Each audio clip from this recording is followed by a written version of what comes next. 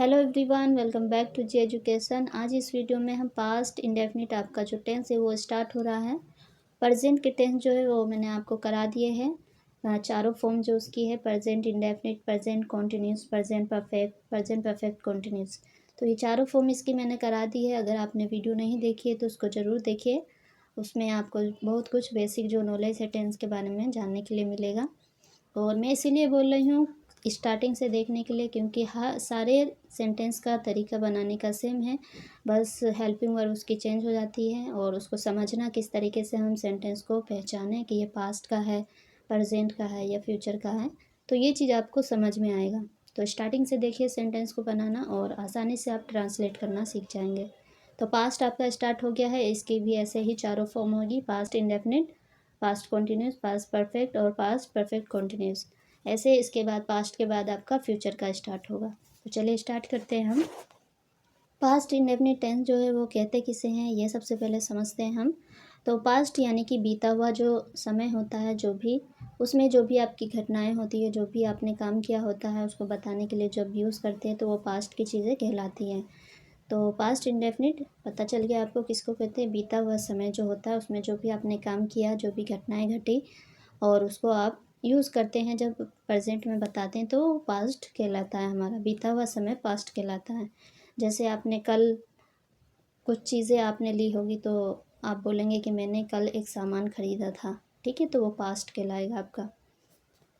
और इसको पहचानेंगे किस तरीके से, पास्ट इंडेफिनिट टेंस के वाक्य जो भी हिंदी का जो सेंटेंस होगा, वाक्य होगा, उसके अंत में आपका था, थी, थे, आ, ई, ए ऐसे जो शब्द है वो आएगा लास्ट में।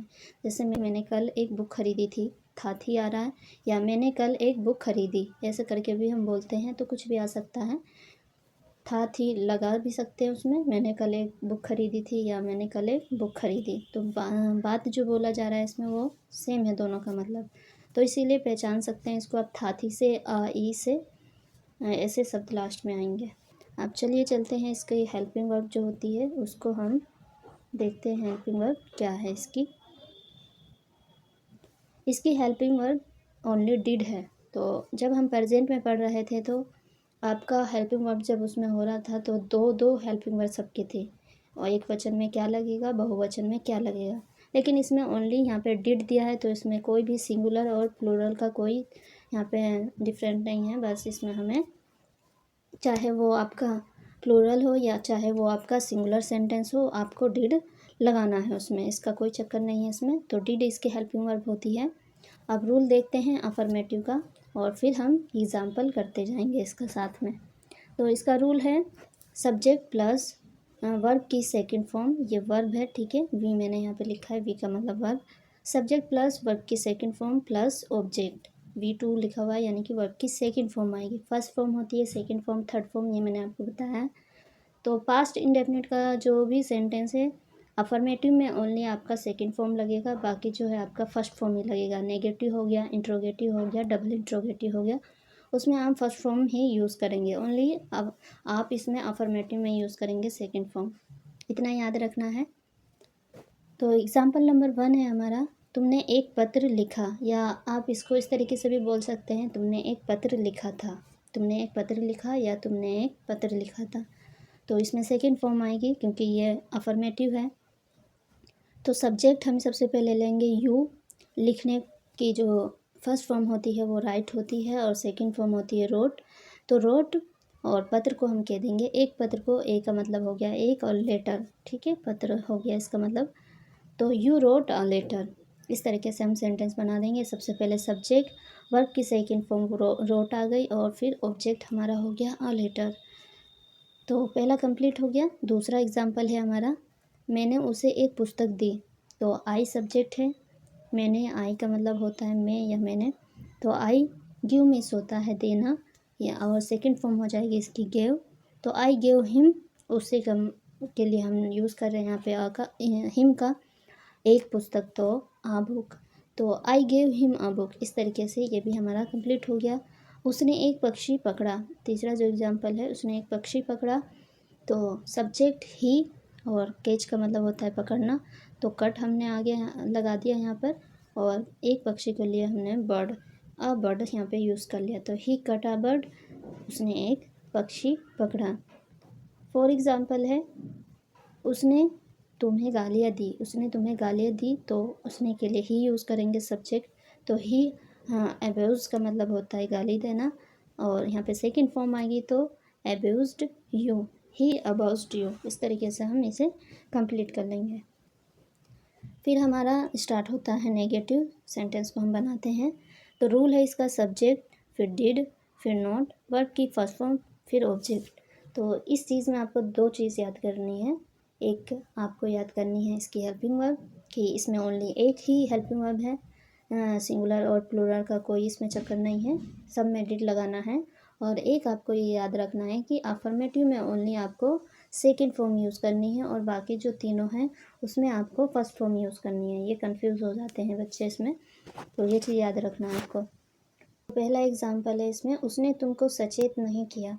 तो इसको बनाएंगे हम सबसे पहले सब्जेक्ट ही, उसके बाद हेल्पिंग वर्ड डिड, उसके बाद नॉट, तो नॉट यूज़ कर लिया। इसमें वर्ब था हमारा वॉर्न, सचेत करना, तो Warne you. He did not Warne you, उसने तुम्हें सचेत नहीं किया। सेकेंड है एग्जाम्पल, उसने पाठ याद नहीं किया, तो सब्जेक्ट उसने ही, हेल्पिंग वर्ड डिड, नॉट, याद करना को लर्न कहेंगे, फिर द लेसन, पाठ को लेसन, तो he did not learn the lesson. इस तरीके से हम बनाएंगे। तीसरा एग्जाम्पल है, उसने सच नहीं बोला, तो subject he did not speak, speak का मतलब होता है बोलना, द ट्रूथ, ट्रूथ का मतलब होता है सच, तो he did not speak the truth. For example, वे एक शब्द भी नहीं बोला, या वह एक शब्द भी ना बोला, तो he did not spoke a word. Sorry, speak आएगा यहाँ पर, गलत हो गया। इस तरीके से हम नेगेटिव सेंटेंस को कंप्लीट कर लेंगे।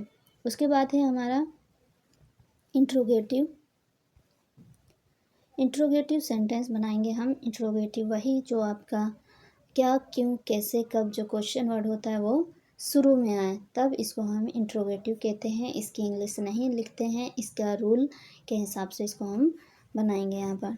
तो इसका रूल हो गया डिड, फिर है सब्जेक्ट, नॉट, वर्ब की फर्स्ट फॉर्म, उसके बाद है ऑब्जेक्ट। एग्जाम्पल 1, क्या सीता ने एक गीत गाया, तो अब इसको हम बनाएंगे रूल के हिसाब से। तो डिड सीता, डिड के बाद सब्जेक्ट था, तो डिड सीता, वर्ब हमारा था सिंग अ सॉन्ग, ऑब्जेक्ट हमारा आ गया यहाँ पर सिंग अ सॉन्ग। सेकेंड एग्जाम्पल है, क्या आपने एक पुस्तक खरीदी, तो डिड, फिर उसके बाद सब्जेक्ट, उसके बाद नोट था, तो इसमें हम नोट छोड़ देंगे क्योंकि इसमें नोट नहीं है इस वाले सेंटेंस में, तो नोट को छोड़ के हम आगे बढ़ जाएंगे। ऊपर वाले में नोट भी नहीं था, तो उसमें भी हमने छोड़ दिया ऊपर वाले में। जिसमें अगर होगा नोट नहीं वाला तो उसको हम लगाएंगे। तो अगर आगे छोड़ के आप बढ़ जाएंगे इसमें, तो buy a book, did you buy a book. तीसरा एग्जाम्पल है, क्या वह बाज़ार नहीं गए, तो इसमें आ गया है हमारा नहीं, तो नोट जो है यूज़ कर लेंगे। नोट हमने सेंटेंस में, हमें जो रूल है इसका उसको कहाँ पर लगाना है ये चीज़ मालूम होना चाहिए। तो रूल इसीलिए बनता है कि क्या चीज़, कौन सा वर्ड कहाँ पे यूज़ होगा। तो क्या वह बाज़ार नहीं गई, ये वह यहाँ पे लिखा है, तो ये वह है। क्या वह बाज़ार नहीं गई, तो डिड शी नॉट, ठीक है, did she not go to the market. इस तरीके से हम ये सेंटेंस भी कंप्लीट कर लेते हैं, और इसमें क्वेश्चन मार्क का भी यूज़ होता है क्योंकि ये क्वेश्चन वाले हैं, इसलिए हम क्वेश्चन मार्क का लास्ट में यूज़ करते हैं। लास्ट एग्जाम्पल है इसका, क्या आपने मेरी प्रतीक्षा की। फॉर एग्जाम्पल है, क्या आपने मेरी प्रतीक्षा नहीं की, तो did you not wait for me. इस तरीके से इसको हम बना लेंगे। उसके बाद है हमारा डबल इंट्रोगेटिव। डबल इंट्रोगेटिव वही सेंटेंस जो भी आपका क्या, क्यों, कैसे बीच में आ जाए, तब उसकी इंग्लिश हम लिखते हैं, उसको हम डबल इंट्रोगेटिव या इंट्रोगेटिव वर्ड या इंट्रोगेटिव नेगेटिव भी उसको हम बोलते हैं। तो इसका रूल है यहाँ पर, क्वेश्चन वर्ड सबसे पहले हम लिखते हैं, फिर डिड यूज़ करते हैं हेल्पिंग वर्ब, फिर सब्जेक्ट, फिर नॉट, फिर वर्ब की फर्स्ट फॉर्म यूज़ करते हैं, फिर ऑब्जेक्ट। तो एग्जाम्पल देखते हैं इसका। पहला एग्जाम्पल है, आसमान में सितारे क्यों नहीं चमके।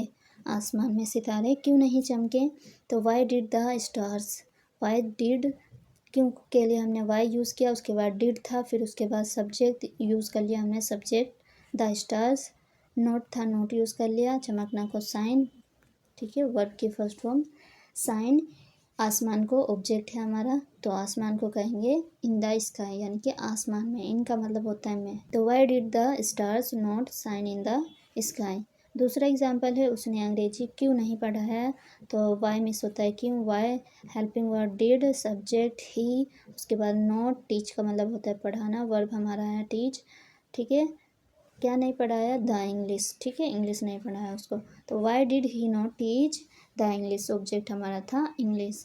उसके बाद है हमारा तीसरा एग्जाम्पल, तुमने किसको नहीं पढ़ाया, तो किसको के लिए हम यूज़ करते हैं हुम, तो हुम क्वेश्चन वर्ड आ गया, उसके बाद डिड सब्जेक्ट यू, फिर उसके बाद नॉट, पढ़ाया को हम कहते हैं टीच, टीच में होता है पढ़ाना, तो हुम did you not teach. Last example है हमारा, लास्ट एग्जाम्पल वह यहाँ क्यों नहीं आया, तो वाई क्वेश्चन वर्ड, उसके बाद डिड, फिर सब्जेक्ट नॉट, वर्ब हमारा आ गया कम हेयर, तो why did the not, why did he not come here, वह यहाँ क्यों नहीं आया, तो कंप्लीट हो गया हमारा डबल इंट्रोगेटिव भी, चारों फॉर्म जो है इसकी कंप्लीट हो गई है। तो उम्मीद है आपको ये सेंटेंस पास्ट इंडेफिनिट समझ में आ गया होगा। अगर कुछ भी आपका डाउट रहा हो तो उसको कमेंट करके ज़रूर बोलिए, मैं उसको सॉल्व करने की कोशिश करूँगी। और आपने जो वीडियो नहीं देखी है, जो भी मैंने वीडियो प्रेजेंट की जो अपलोड की है उसको ज़रूर देखिए, उससे आपको बहुत कुछ सीखने के लिए मिलेगा और सेंटेंस जो है वो आसानी से आप बना सकते हैं। फिर मिलते हैं हम नेक्स्ट वीडियो में, जिसमें हम आपको पास्ट कॉन्टीन्यूअस टेंस जो है उसको कराएंगे। तो चलिए मिलते हैं नेक्स्ट वीडियो में, तब तक के लिए थैंक यू सो मच।